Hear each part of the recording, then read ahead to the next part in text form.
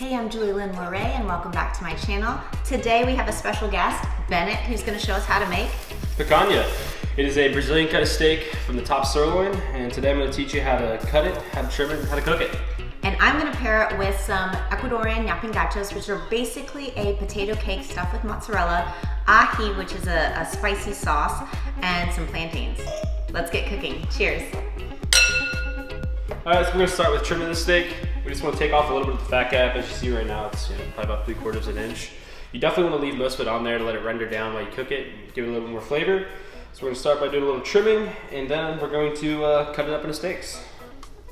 So yeah, so you just kind of want to cut off 1/2 inch of it or so, because if you leave too much of it on, it won't render down. It's like the fat closer to the meat will be not really rendered and still be kind of a little tough, and obviously we don't want that. And why is it that you leave so much fat on it? Like Americans, most of the time we cut it all off. It renders down to where it's really, really soft, because a lot of time with like most steaks, people think of fat and they're like, oh, fat's chewy and tough. When really the fat's not chewy and tough, it's the tendons and the silver skin.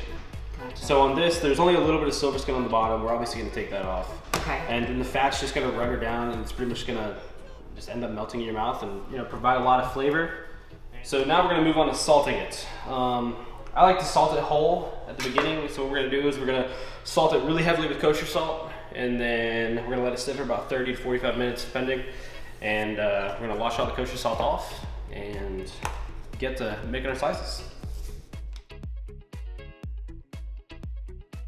You can be really liberal with the salt. You almost cannot put too much on it. Right, because you're washing it off, correct? Yes, you're washing it off, and then you can really just salt it everywhere, get it on the cracks and crevices. You kind of want to let it sit in, like I said, for that 30-45 minutes. Just kind of let some of the meat absorb the salt and absorb the flavor. It's good to go.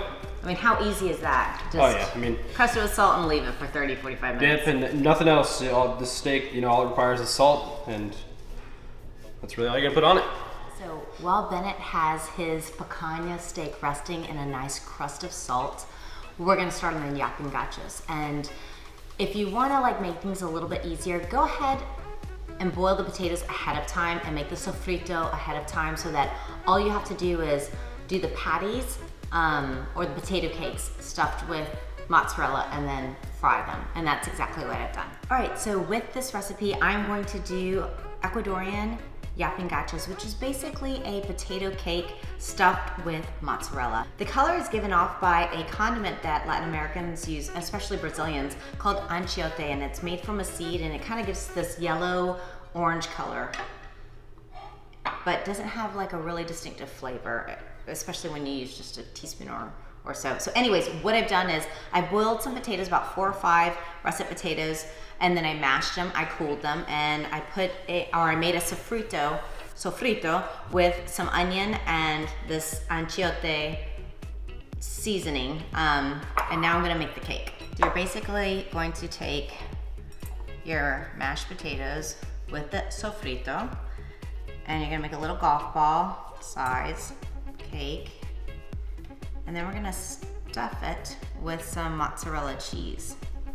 And this is a very typical Ecuadorian dish that when I was living in South America and going to high school in Quito, Ecuador, it was one of my favorite things to eat. And then we're gonna put it in a very high heat skillet and fry them. Okay, so I've now fired up my cast iron skillet. You want this to be super, super hot. I'm gonna put a little bit of oil in it. I'm using olive oil, or not olive oil, avocado oil. Okay, the oil is hot. You do not wanna move these. You're gonna flip them one time and that is it. They're very, very delicate. So I'm gonna use a very thin spatula in the hopes that I get that nice crust skin on the bottom, and then same thing when we flip it over. Hey, so I've let this cook for about 4 minutes. You really want to look for the color on the bottom. So again, you're gonna have to cheat. You're gonna have to lift it up a little bit. If it lifts up nicely and you can flip it, and you got that nice little skin or crust, you're golden. These are so delicate. You have to be super careful when you go to flip them. That's why I say only flip them once. All right, I think they're ready to take off. Again, they're very, very delicate.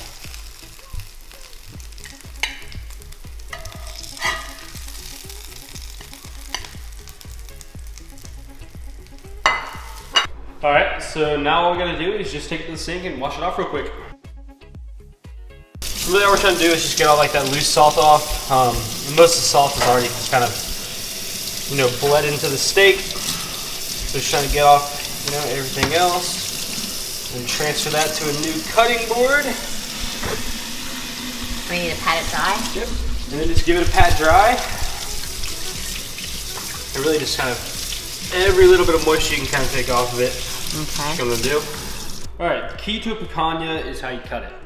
So what you want to do is you want to look for the grain, and on this one we can see the grain's going about right across the meat. So you can kind of see how the grain's moving that way. So we always want to cut it with the grain so that your final cut is going to be against it. So we're just going to cut in the steaks. One thing about picanha is you never want to make it too thick. So I always do about 2 finger widths and just kind of cut it through. I so need that knife, I'm not even kidding. That's beautiful. 2.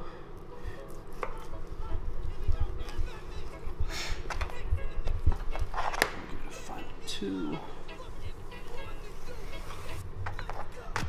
And we got our 3 steaks. We're ready to throw them on the grill. Let's see. Thank you. Put it there. Now we're ready to grill.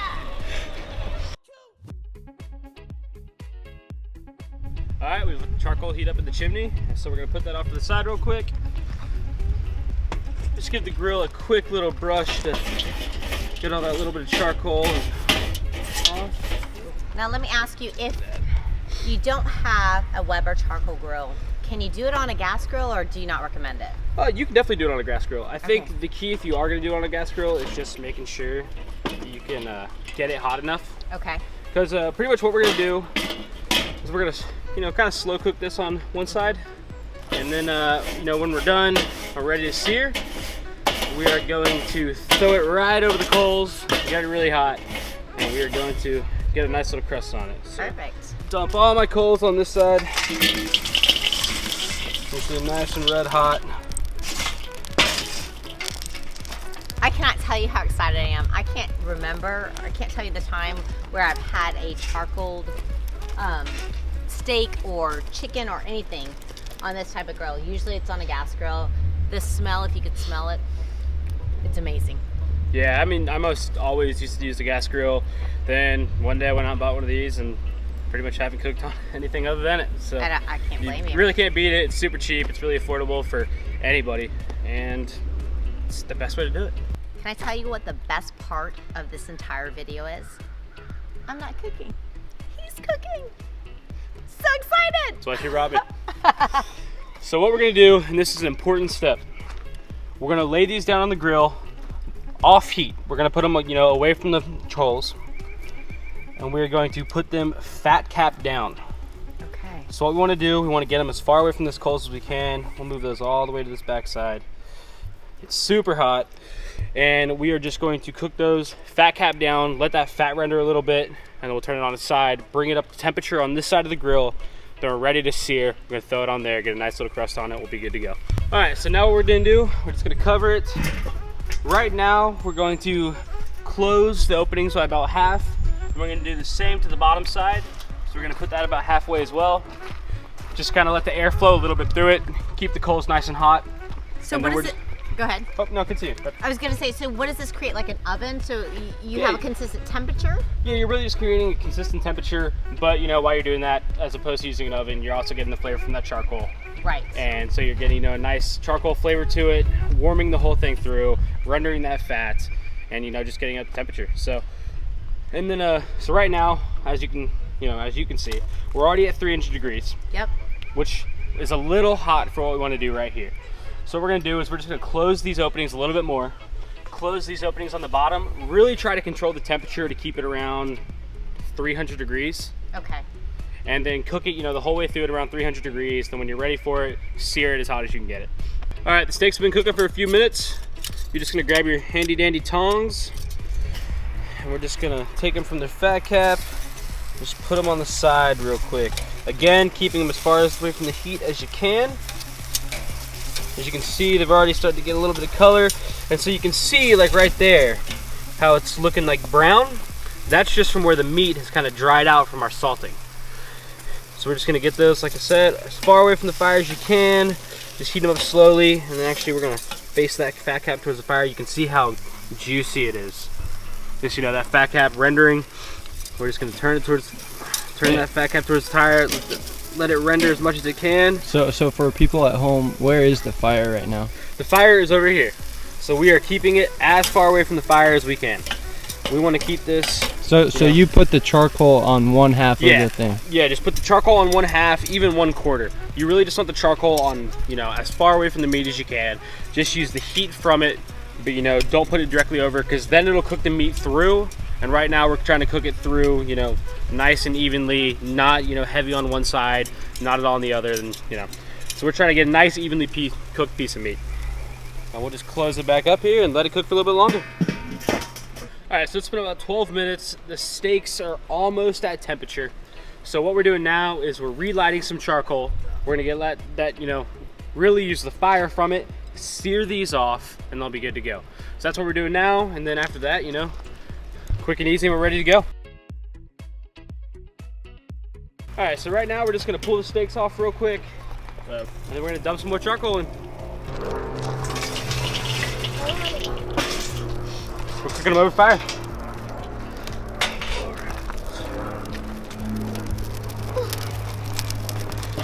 So now you've created this super, super hot section of the grill, and that's where we're gonna put the steaks to sear on? Yes. Okay. Right over the fire, in the flames. Awesome. Get the best crust, and Let's do this. should be pretty perfect. So a big thing is we want to make sure that we don't leave these on one side too long. So I like to leave them on for, you know, 30, maybe even less. And we're just gonna leave them, move them around, because we're really not trying to get those grill marks. We're really just trying to get that perfect sear. And man, it is hot. It smells so good. Yep.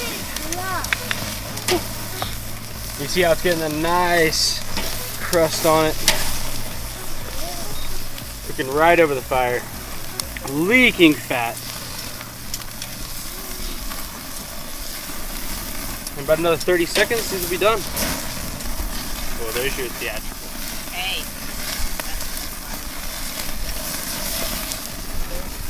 Oh. This is why I have no hair on my knuckles. Now it's time to take them off. Yep. I cannot wait to try these. These look absolutely amazing. But mine might go first. And as you can see, beautiful crust on the fat, perfectly rendered. A beautiful looking piece of meat. Only you could smell it. Let's get ready to cut it.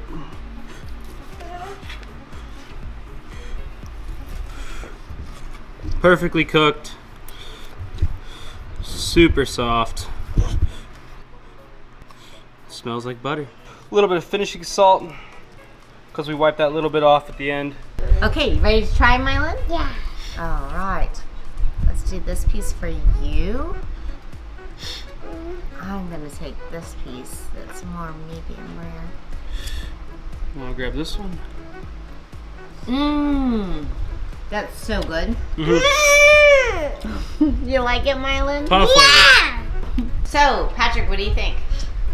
To be honest, I'm a little spoiled because I'm always with Bennett, and like 1 a.m. in the morning, you know, we'll be drinking. Bennett will be like, all right, I'm gonna make a steak right now. So like, we'll be eating this at night, and let me see. 2, 3 in the morning. Make it all the time. You can't beat it, but you gotta be drinking with it too. I mean, It's the perfect steak to pair with a beer. You can pull it right off the grill. You can cut it up, eat it there. You need no yeah, sides. like you don't gotta plate it. You just cut it right off the cutting board. Everyone can kind of feast off it. It's like finger food, you know. And that is really good for like a social event. You got 4 or 5 buddies hanging around drinking beers. Just cut it right off, pick it up, and just eat it. I mean, it's so simple. Mylan, what do you think? You You like it? This is like kind of like salty, but like not too salty. Like you taste all the flavor. It's very soft, right? When you bite into it, it like falls apart in your mouth. You know it's good So if good. you know it's good if a toddler's eating it. That is true. Yum, yum. Toddler approved. This is absolutely amazing. Thank you so much. Brazilian picanha Yep. paired with Ecuadorian yapingachas potato cakes, the ají, and some Brazilian cheese breads and platanos. You can't go wrong. Oh, and it's so easy that anybody out there can do it at home. Yes, bon appetit. Let's go.